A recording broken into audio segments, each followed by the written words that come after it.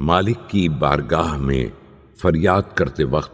حضرت امام زین العابدین علیہ السلام کی دعا۔ شروع نام سے اللہ کے جو بڑا مہربان نہایت رحم کرنے والا ہے۔ اے اللہ، میں پورے خلوص کے ساتھ دوسروں سے منہ موڑ کر تجھ سے لو لگائے ہوں اور ہمتن تیری طرف متوجہ ہوں، اور اس شخص سے جو خود تیری عطا و بخشش کا محتاج ہے منہ پھیر لیا ہے، اور اس شخص سے جو تیرے فضل و احسان سے بے نیاز نہیں ہے سوال کا رخ موڑ لیا ہے، اور اس نتیجے پر پہنچا ہوں کہ محتاج کا محتاج سے مانگنا سراسر سمجھ بوجھ کی سبکی اور عقل کی گمراہی ہے، کیونکہ اے میرے اللہ، میں نے بہت سے ایسے لوگوں کو دیکھا ہے جو تجھے چھوڑ کر دوسروں کے ذریعے عزت کے طلبگار ہوئے تو وہ ذلیل و رسوا ہوئے، اور دوسروں سے نعمت و دولت کے خواہش مند ہوئے تو فقیر و نادار ہی رہے، اور بلندی کا قصد کیا تو پستی پر جا گرے۔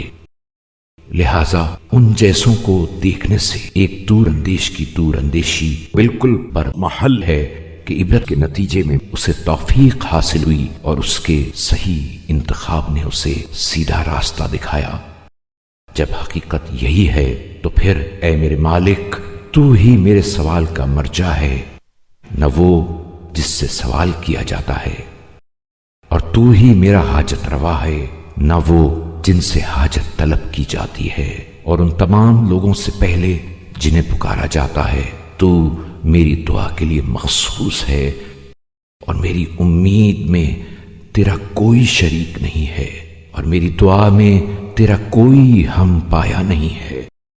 اور میری آواز تیرے ساتھ کسی اور کو شریک نہیں کرتی۔ اے اللہ،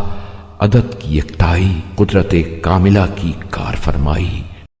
اور کمال قوت و توانائی اور مقام رفعت و بلندی تیرے لیے ہے، اور تیرے علاوہ جو ہے وہ اپنی زندگی میں تیرے رحم و کرم کا محتاج،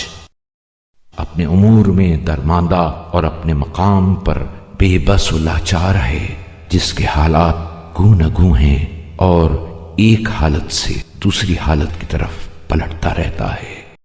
تو مانند و ہمسر سے بلند تر اور مثل و نظیر سے بالا تر ہے۔ تو پاک ہے، تیرے علاوہ کوئی معبود نہیں ہے۔